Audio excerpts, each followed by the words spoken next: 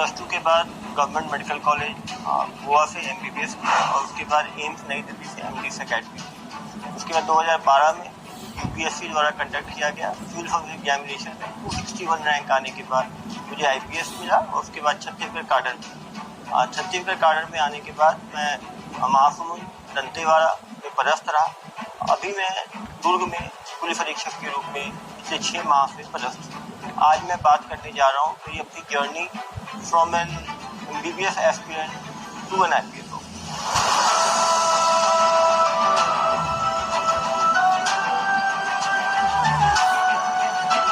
मैंने 97 से लेकर 99 तक 11-12 किया।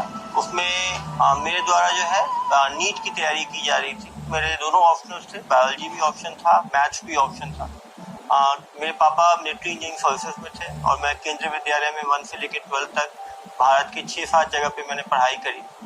12वीं मैंने केंद्रीय विद्यालय नंबर 1 गोवा से मैंने किया। मेरा इंटरेस्ट बायोलॉजी में शुरू से था, ह्यूमन बॉडी को डिस्कवर करना, बीमारियों के बारे में जानना, क्योंकि मुझे हमेशा लगता था कि यदि स्वस्थ हेल्दी माइंड हेल्दी बॉडी उसी से हम एक जो है वर्ल्ड में चेंज ला सकते हैं, तो हमेशा मेरा इंटरेस्ट था।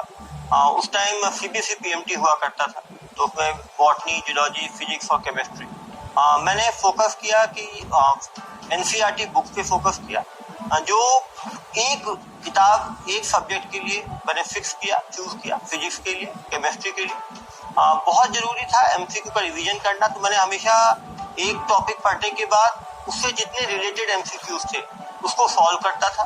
किसी में डिफिकल्टी होती थी तो टीचर से जाके पूछा करता था और इस तैयारी से मुझे फायदा मिला और मेरी CBSE PMT में रैंक आई।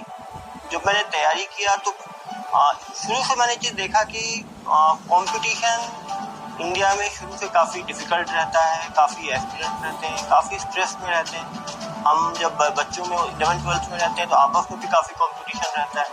हम आगे बढ़ना चाहते हैं, अच्छी रैंक लाना चाहते हैं, काफ़ी तैयारी की आवश्यकता पड़ती है। इंडिया में कोई भी एंट्रेंस आसान नहीं है।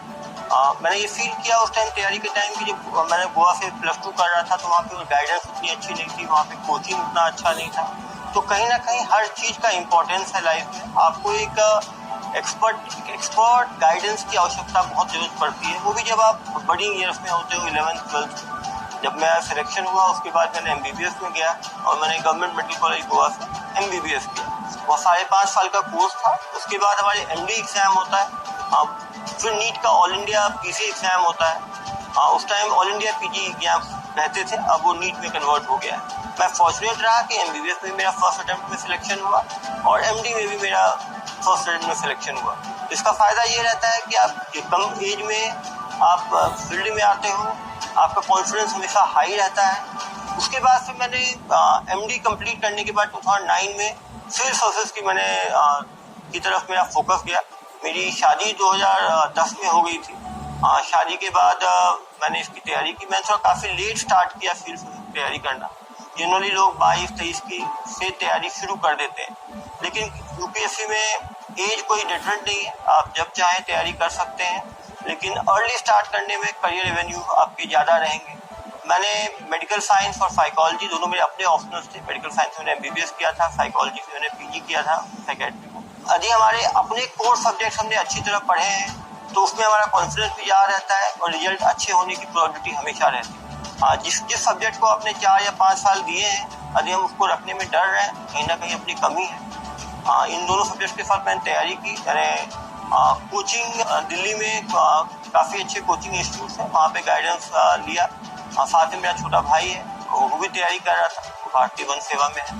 उसके साथ मिलकर हमने चीज़ों को डिस्कस किया, नोट्स आपस में शेयर किए। वो क्योंकि इंजीनियरिंग बैकग्राउंड का था, मैं मेडिकल बैकग्राउंड का था, तो इंजीनियरिंग के जो रिलेटेड कंसेप्ट थे वो मुझे फ़ायदा हुआ। आंसर राइटिंग में जो इंजीनियरिंग स्टूडेंट्स हैं वो टू द पॉइंट लिखने की बात करते हैं, मेडिकल में थोड़ा डिस्क्रिप्टिव रहता है, तो हमने देखा कैसे वर्ड लिमिट पे लिखा जा सकता है।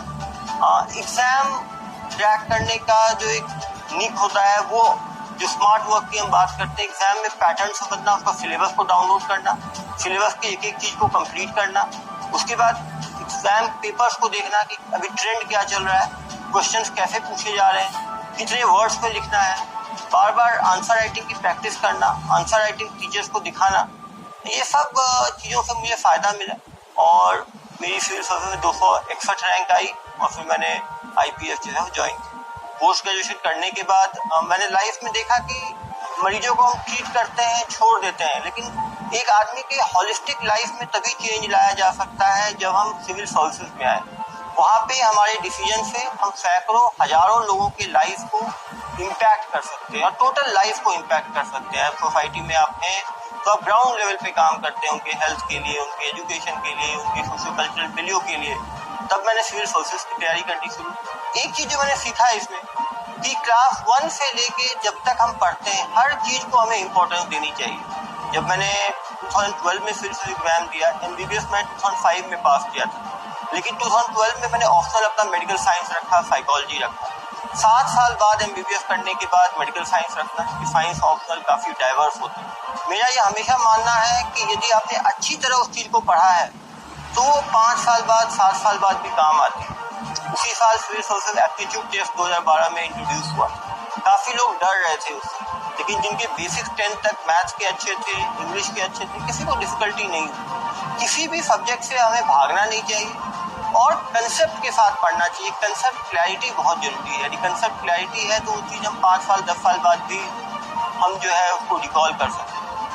एक सबसे इम्पोर्टेंट होता है कोई भी एग्जाम के लिए एक मेंटल स्ट्रेंथ कि मुझे ये एग्जाम क्लियर ही करना है, क्योंकि मैंने लेट स्टार्ट किया। जब आप 29 ईयर्स के हो और आप 23 ईयर्स वालों से कम्पीट कर रहे हो तो एक एज गैप भी आ जाता है। दूसरी बात है कि मैं मैरिड था, मेरी वाइफ एक्सपेक्टेंट थी, प्रेग्नेंट थी, तो कहीं ना कहीं मेरा एक सेटल्ड करियर था। सेटल्ड करियर, मैंने MBBS किया, MD किया, उसको अचानक छोड़ना, आसपास के लोग हमेशा परेशान कर, घर में भी खुद को भी लगता है कि सेटल्ड जॉब छोड़ के मैं तैयारी में जा रहा हूँ। लेकिन मेरा हमेशा मानना है कि जैसे हमारा प्यार होता है, यदि हम किसी से प्यार करते हैं तो फिर कंसिक्वेंसेस के बारे में नहीं सोचते।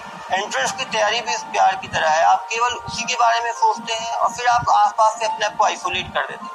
हम जब भी तैयारी करें उस प्रोसेस में हमें बहुत जरूरी है कि हम लोगों को क्रिटिकल रिमार्क से डिटर्न नहीं हो, हम अपने फोकस को मेंटेन रखें। जो चीज हम पॉजिटिव लोगों से दोस्ती करें, पॉजिटिविटी मेंटेन रखें, नहीं तो डिस्ट्रैक्ट करने वाले लोग, खींचने वाले लोग काफ़ी ज़्यादा रहते हैं। जब हमें सक्सेस मिलती है तो सब हमारे साथ होते हैं, लेकिन जब हम उस जर्नी में रहते हैं तो कहीं ना कहीं हम अकेले रहते हैं, क्योंकि हमारे घर वाले या बहुत क्लोज फ्रेंड्स हमारे साथ रहते हैं। 6 महीने में छुट्टी में था। छुट्टी लेने के बाद मैंने करीब 12 से 14 घंटे पढ़ाई करी, तो करीब 1 साल का डिफिकल्ट स्ट्रगल था, लेकिन मुझे अपने को भरोसा था कि मैं मेहनत करूँगा तो निकल पाऊँगा, क्योंकि मेरा लीड मैंने तैयारी शुरू की, जनरल में मेरा एक ही अटेम्प्ट बचा हुआ था, तो रिस्की ज़्यादा था, लेकिन तब भी मैंने हिम्मत की, तैयारी की। लेकिन आइडियली UPSC के लिए तैयारी कर रहे हैं तो हाथ में कम से कम 2 से 3 अटेम्प्ट हाथ में रहना चाहिए, और आदमी तैयारी में घुसे तो मान के घुसे कि 2 से 3 साल लग सकते। सक्सेस तो सबको अच्छा लगता है, सक्सेस के तो बहुत सारे फ्रेंड्स होते हैं। जब रिजल्ट आया तो घर वाले भी बहुत खुश थे, जो रिलेटिव्स जो पहले क्रिटिसाइज कर रहे थे वो भी खुश थे, जो फ्रेंड्स थे उन्होंने भी मोटिवेट किया। लेकिन जर्नी जो है वो डिफ़िकल्ट रहती है, किसी भी एस्पिरेंट से आप पूछेंगे, काफ़ी स्ट्रगल का जर्नी है वो, बहुत ही केवल कुछ एक्स्ट्रा ऑर्डिनरी लोग को आप छोड़ दें, जो कि इंडिया में 10, 20, 50 लोग होंगे, उनको छोड़ के सभी के लिए काफ़ी अनसर्टेनिटी रहती है इस तैयारी में।